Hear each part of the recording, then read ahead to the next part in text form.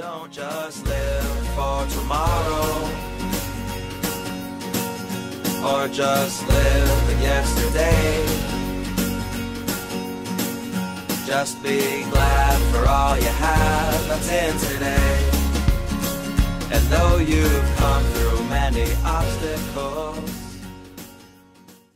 Hey everyone, Connie here, and welcome to my blind reaction to The Boys, Diabolical, episodes 5-8. So yeah, last time we did the first 4 episodes of this series, got to see kind of how things went along and how things just work in these different, I guess you would kind of call them parallel worlds. It's almost like Marvel's What If, but for The Boys.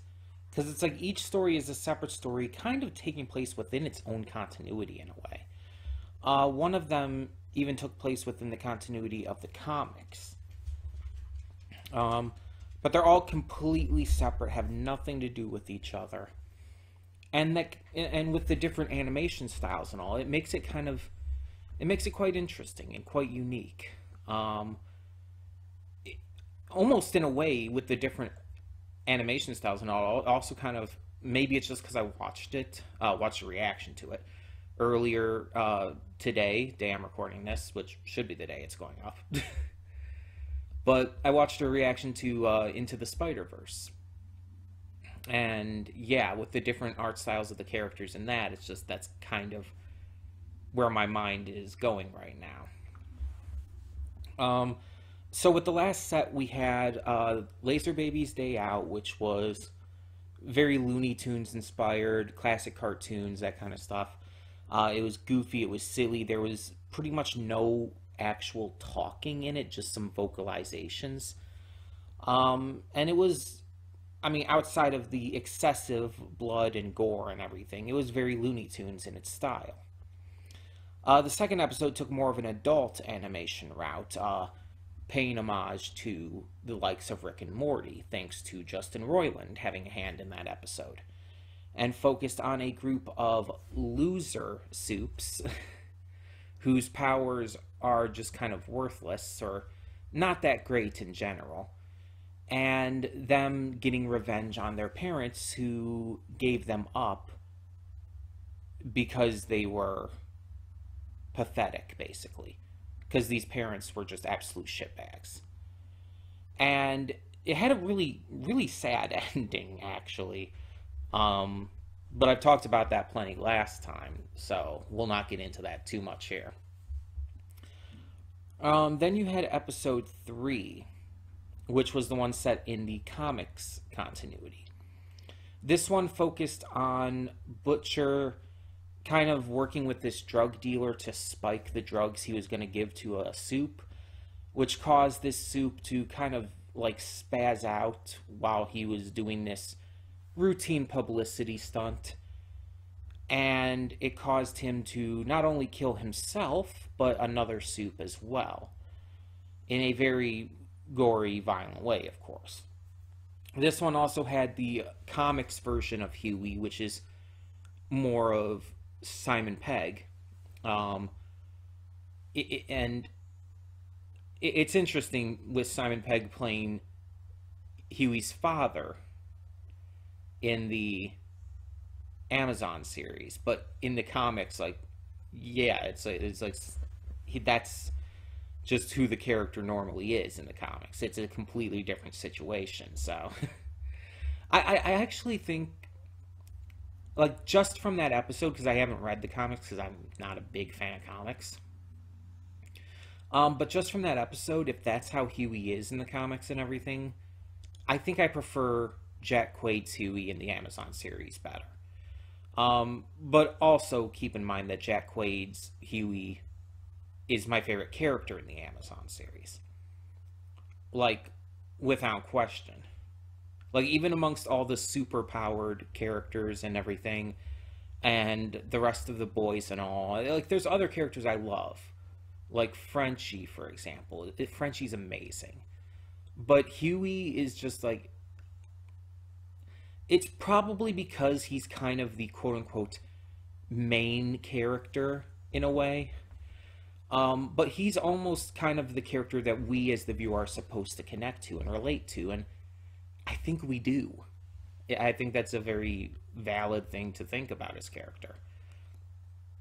So yeah, they really just pull it off well, and Jack Quaid just has just really good charisma.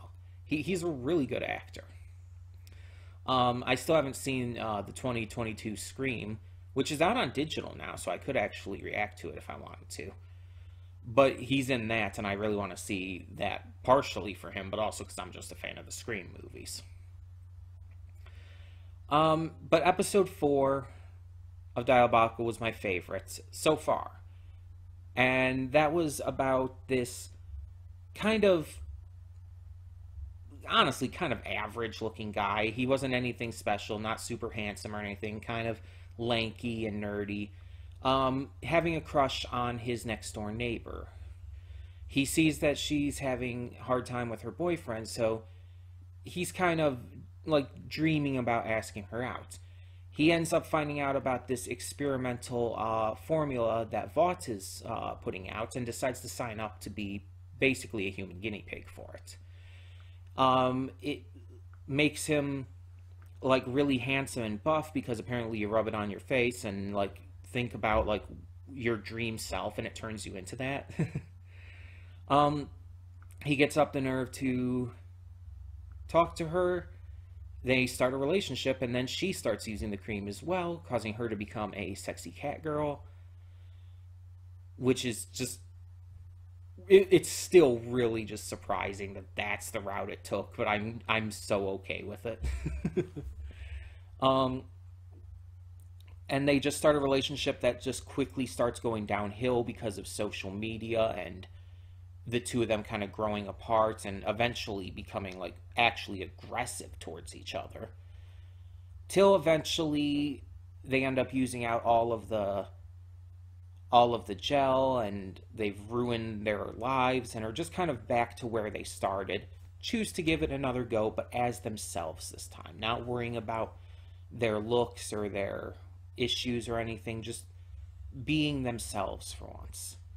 And then it's revealed that it's all a dream, as this guy is practically having a stroke before his head explodes. That when he put the cream on in the chair, like in Vought Tower initially, like he never left that initial testing. The entire episode practically was all in his head, and that's really fucking sad, because I was really rooting for their relationship. I thought it was actually really cute, and then it just ends up they actually go for the everything was a dream cop out, but actually somehow make it work, but also make it really sad that it was all a dream. Because that means they never actually got to talk. She never knew he liked him, and all of that, and it's just, But we move on. We have 4 more episodes with this set, and yeah, I don't know what to expect. I don't know what the stories are about. I don't know what the animation styles are going to be like. I have heard that 1 or 2 of these is canon to the actual Amazon series. At least one of them is for sure, and I think that's the finale. But we'll see. We'll see how it goes. Hopefully we'll be able to tell. Hopefully we'll be able to tell if it's canon to the series. But I'm definitely interested to see what more they do with this. And I've heard there's like talk about a second season of this, but I haven't heard like anything actually confirmed or whatnot. I've just heard seen people mentioning it. So I don't know if it's true. I don't know what the plan is. We'll see. But yeah, let's just get into this and hope for the best. So when the screen fades to black, pause this redirect and go to the description below. Follow the link to the reaction, and after you watch it, come back here to the redirect and resume play. Because after it fades to black and then fades back in, everything from that point forward will be my afterthoughts and will contain spoilers to the episode. So, that being said, thank you so much for tuning in, and I will see you at the reaction. And we are back, and we'll begin with spoilers in 3, 2, 1, now. So, this second set, the second half of the season, I went into this wondering, like, okay, what is this going to be like, comparatively? What is it going to give to us compared to the first season? How are the styles going to change? How are the general stories going to be? And how are they going to connect? And we got some pretty interesting ones, with obviously 7 and 8 being the standouts. But let's go with them in order. So episode 5 was BFFs. This was the episode by Awkwafina. And apparently this was based off of Saturday morning animation import. So it was based off of anime, but specifically the kind of Saturday morning cartoon anime that you would see oftentimes. The stuff that was a little more cutesy and whatnot. Though to me it looked a lot more like, as I said in the reaction, Kappa Mikey. Stuff like that. A Western animation that was trying to emulate anime. Either way, so the story centers around this this young girl named Sky, who is basically out with two girls who are basically just giving her the time of day. This girl's lonely and doesn't have any friends, so she kind of latches onto these two other girls, Bree and Tiffany, voiced by Nicole Byer and Gray Griffin, interestingly enough. And basically, they are having her get them pot, buy them pot and everything. And it's like, I honestly, I don't know a lot about how that kind of stuff was purchased prior to a lot of these dispensaries and all popping up and everything. But is marijuana, like, purchases, like, in the past, like, this fucking shady? I don't know, it just seemed like a lot. But she gets into the car with the pot dealer on the urging of her quote-unquote friends, and this dude is paranoid as fuck of the deep, and so they ended up getting into a car crash. He gives her the weed, and drops her back off where she was picked up. But in the crash and everything, she ended up seeing some Compound V had spilled out of his bag and everything, and so she just kind of had this impulse to steal it. She eventually used the Compound V, and it gave her the power to bring shit to life.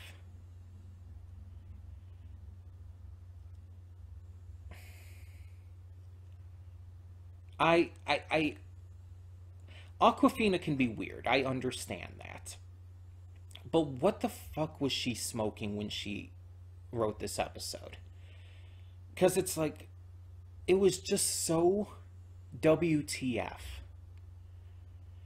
Like, like this episode is literally a shit joke. And the weirdest part about it is that it's so unfunny, it somehow wraps around to being funny again. It's so absurd, so bad, so ridiculous that it's somehow, it's so bad it's good. I have to feel that Awkwafina intended that. That she wanted this to be just so absolutely ridiculous and dumb that it actually kind of is entertainingly funny in that regard. The fact that Sky defeats the Deep by having an army of little shit goblins is just, like, this could only have been done in this format, I feel. This could not have been done in the live-action Amazon series. It would not have worked. It would have been too much. But because this is animation, because of the style they went with, because of just everything about it somehow, again, it loops around to somehow being so bad it's good. But no matter how you look at it, it's like this was the worst episode of the bunch, of the entire season. Even though it is a so bad it's good situation, situations where that's the case, even those episodes or movies or whatnot are still bad. The Room is still a terrible movie. Birdemic is still a terrible movie. Just because they're entertainingly terrible doesn't mean they're not terrible still.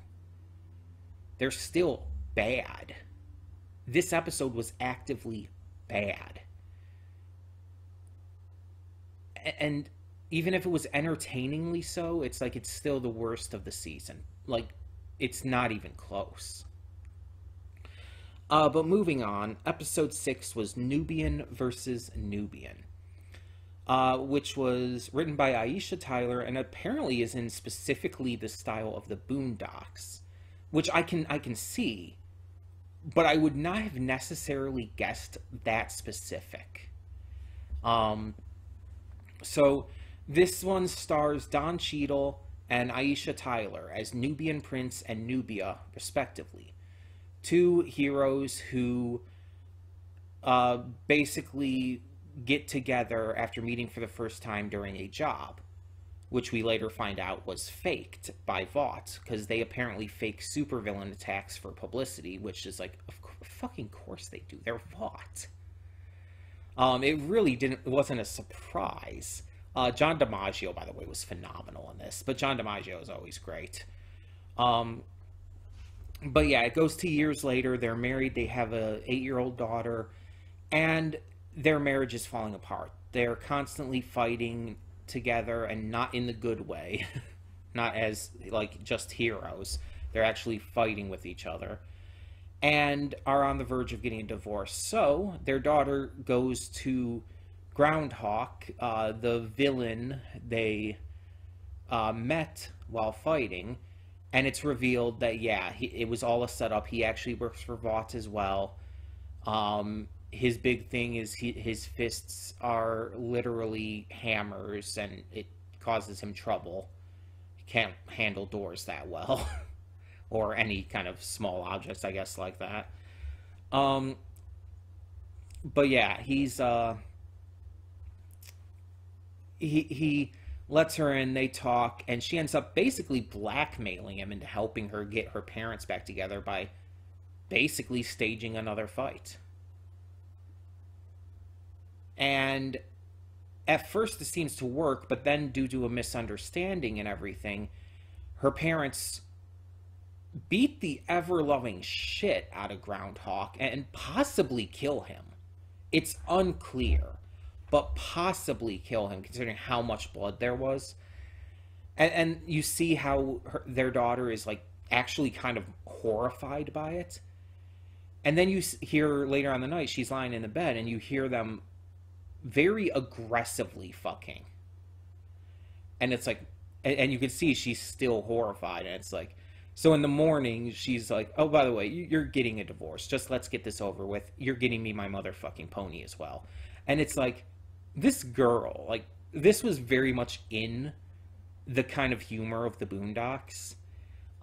It definitely goes into that kind of humor for sure.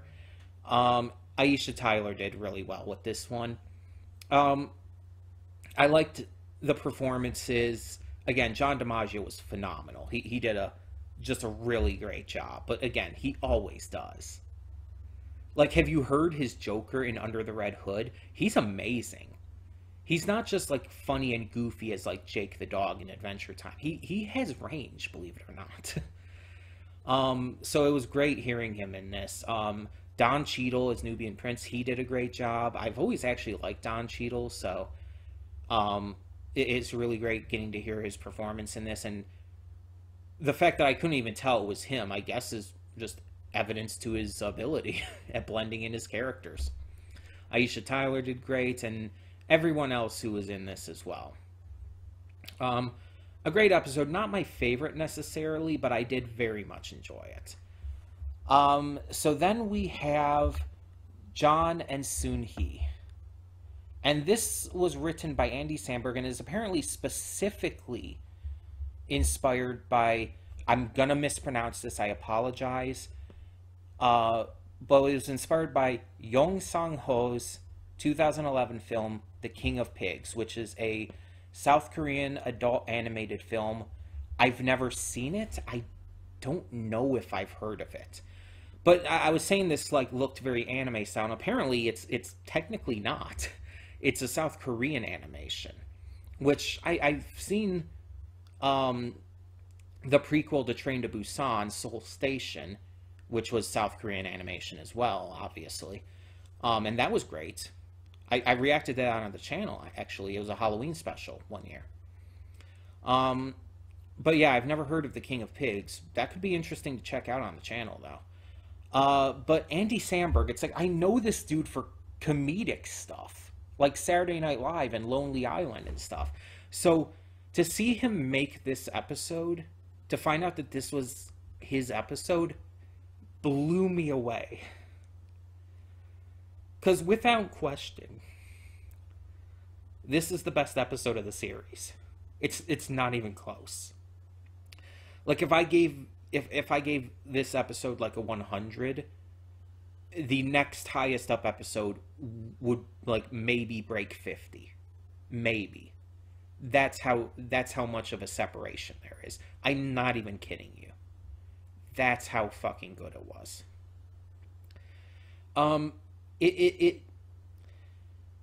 It tackled real life issues with the American healthcare system. It gave us, superpower battles, gave us the violence and gore we're used to, but also gave us a love story that was powerful and desperate.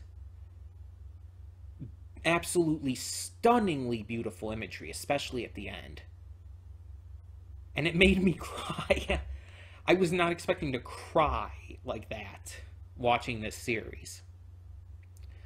Like, if I hadn't had another episode after that, I probably would have, like, stopped the video and just broken down. But the story is about this man named John. He's an elderly man, probably around 70 to 80 years old, somewhere in that range. He works at Vought. He's a janitor at Vought, and his wife Soon-hee is suffering from pancreatic cancer and is on the verge of death. So he goes to his work and tases a security guard he knows to steal his badge and steal Compound V. Desperate, unable to pay for medical any medical ways to save his wife, he's basically had to resort to the most desperate situation. Because, let's be honest, all we know, like, when we go into this is that his wife only has days to live. But she's probably had the cancer for a good amount of time, and they've probably not been able to do anything about it because John and Soon-hee couldn't pay. They didn't have the money. He's a janitor, and we don't know what her job was, but they probably didn't have enough to cover all these medical expenses for any surgeries or anything that would possibly help her survive. This is entirely a commentary on the U.S. healthcare system. So he gives his wife the Compound V, but then Vought comes in because they found out what he did and are come to stop him and everything. And as soon as they see that Soon-hee was given the Compound V, they decide she has to be taken out as well. So while he's helpless, they try to suffocate Soon-hee with a pillow, but her powers activate, causing a glowing, like, tendril kind of thing to come out of her her midsection and attack and kill everyone there. They end up escaping and reaching the woods, being followed by more soldiers from Vought. But her cancer seems to have been given life through the compound V, and it actually actively escapes her body. I said it looked like a brain, but like once I realized it was her cancer given life, I kind of realized, oh no, that's just a fucking tumor. That's not a brain, that's a fucking tumor. And it's like, oh, I'm uncomfy. But we see that her life, Soon-Hee's life had been saved. That her cancer is, well, obviously, literally gone. But when she and John are about to escape and just kind of leave it be, she convinces him that they have to stop it, that they have to try and destroy it to fix their mistakes. And they go forward, go back into the woods.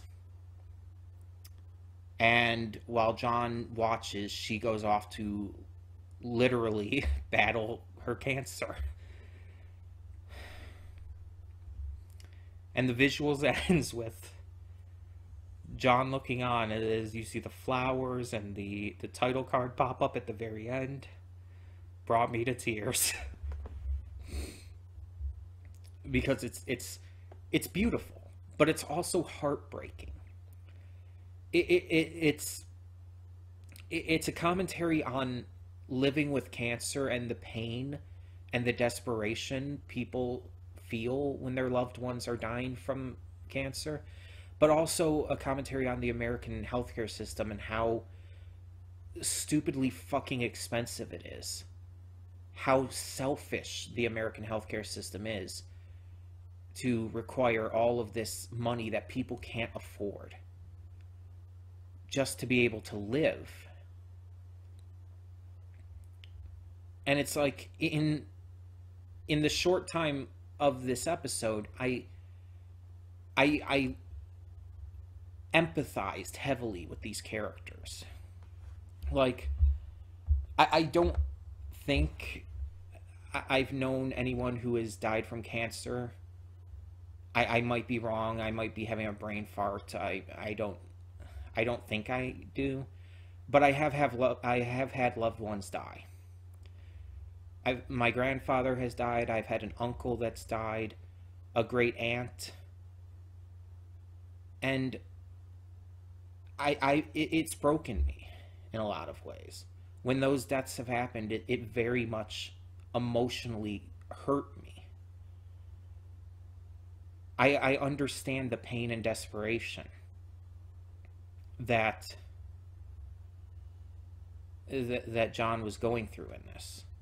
Even if it was a different situation, even if the specifics of it were very different, but I understood still. Seeing a loved one dying like that, it's something I've always had. I'm a very emotional person, okay? Seeing people in pain, seeing people dying just really upsets me. Really upsets me. It's not something I like to see. Obviously, with a lot of shows or movies or games or whatnot, I can usually handle it because it's fictional. But if something like actually hits very close to home and close to reality for me, it's like, it's going to get to me, and this got to me. I talked about in the first episode, a couple of those episodes ending really sad, but by God. Ugh. Jesus. But then we had the final episode, 1 + 1 = 2. This episode 100% is canon to the Amazon series. It is written by Simon Raciopa. I might have mispronounced that.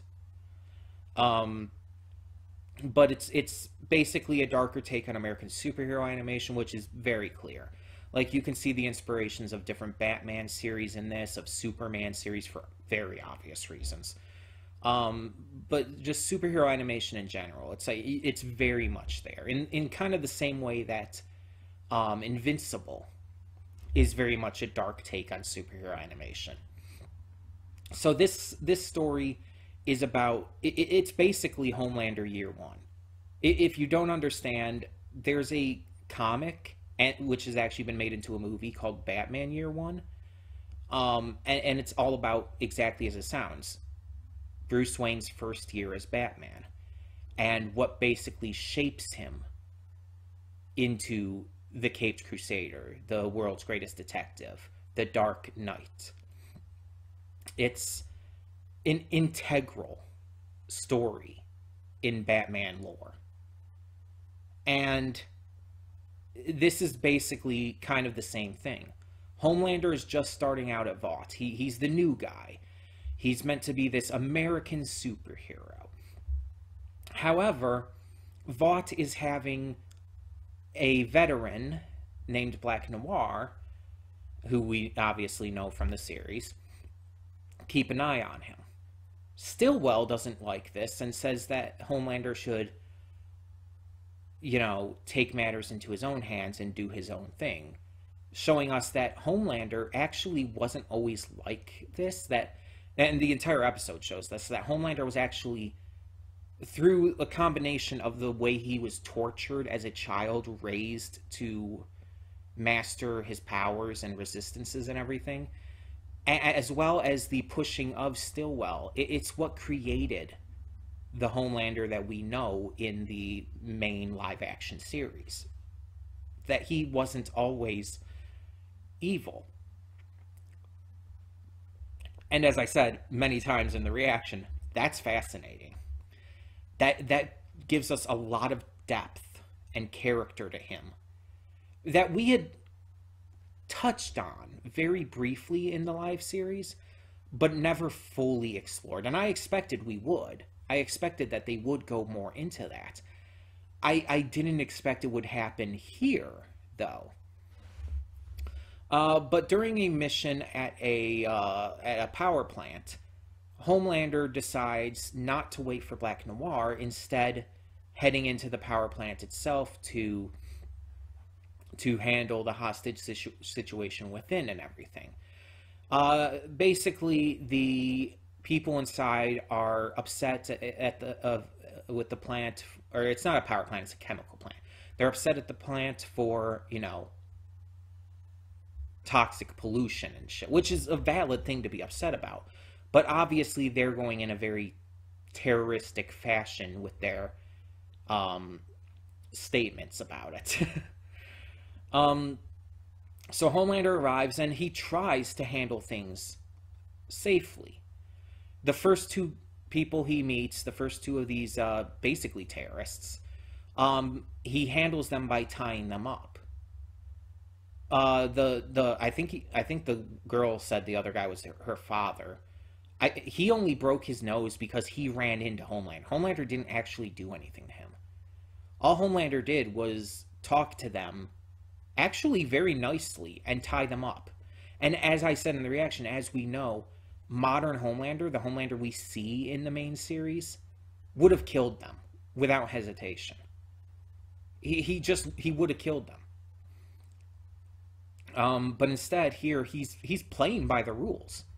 And he has no one around to, show up for. He's not trying to impress anyone or, keep some kind of image. No. He's doing this on his own, because that's who he was at first. He goes into the main room where the main hostage situation is going on, and he accidentally starts killing the terrorists and even the hostages, as he just kind of loses his mind. He starts having these flashbacks of all the traumatic experiences that he was put through, and it makes him just kind of snap.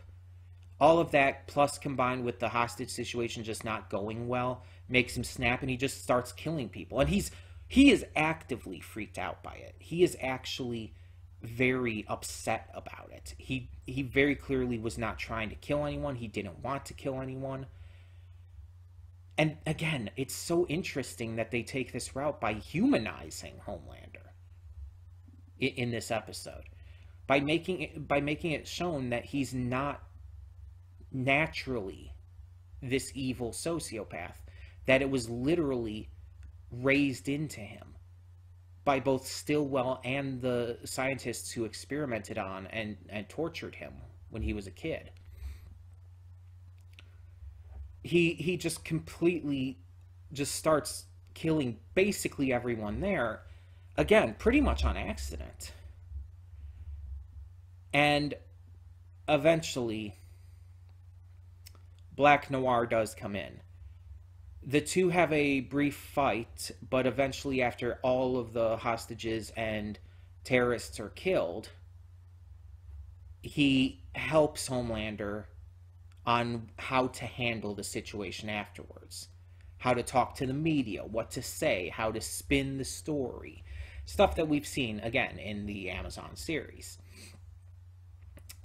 So, seeing that this is basically that kind of situation, a year one story for Homelander, just showing us how he became the character we see in the main series, how he got warped into this sociopathic villain, is really cool.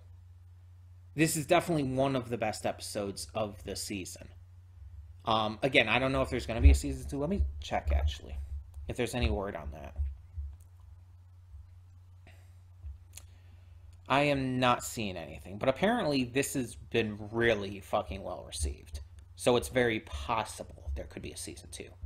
Maybe after season 3 of the main show airs.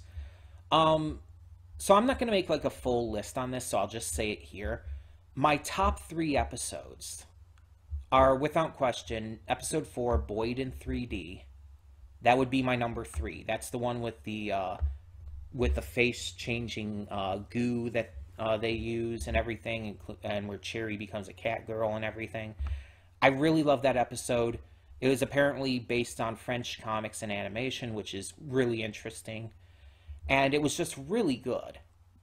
It was really entertaining, it really kept my attention and made me care about the characters before just completely fucking me in the face with that ending.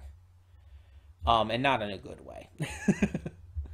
My number 2, my runner-up, would be episode 8, 1 + 1 = 2. Again, it's so good and so fascinating how they gave this depth and character to Homelander in this. Getting to hear Giancarlo Esposito back as Stan Edgar is always fantastic. He's seriously one of the best actors in the current day, I would say. But everyone did a great job. Elizabeth Shue being back and everything. Anthony Starr. Everyone did great. I love just the concept of it. It was awesome. But number 1, my favorite episode of The Boys Diabolical, at least, again, of this season, if there does end up being a season 2, is John and Soon-Hee.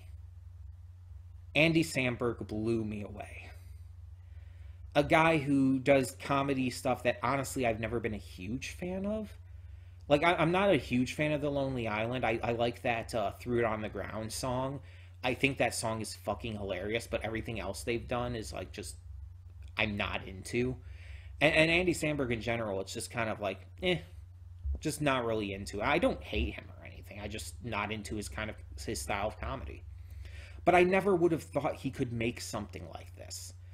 I just being completely honest, it wouldn't, like, looking at this, I would think like some kind of big name Hollywood director would have done something more like this.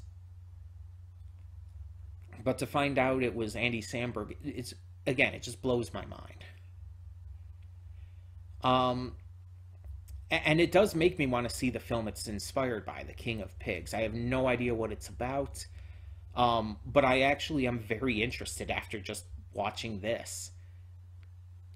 Almost a little scared though, because if the emotional aspect of this of this episode comes from that movie as well, that movie will wreck me. This episode almost wrecked me. Just the story, the real life issues that it gave commentary on, the lovable characters, and the symbolism with that absolutely stunningly beautiful ending. The symbolism of her going off alone to fight her cancer. It's just like, oh my God. It was perfection. It was absolutely perfection. And honestly, like, it barely feels like it's the boys even. Like, yeah, obviously there's Compound V aspect and Vought and everything and the giant cancer monster, but still, it's like, it feels more like this big cinematic film. It's so good. It's so fucking good. But tell me in the comments below, what did you think of The Boys Diabolical? What did you think of these episodes? And what's your favorite of the series? So, Season 3 of the main live-action series starts in June. Obviously, we'll be reacting to that when that comes out. But for now, that's all of our Boys content. Obviously, since this wasn't a slotted show, we don't have to worry about replacing it, because it's just like, oh, I just did this as I did it. So we'll just continue on with our regularly scheduled programming and go from there. In the meantime, like I said, tell me your thoughts down below, and thank you all so much for tuning in. For now, I'm Connie, and I'm signing off. See y'all next time.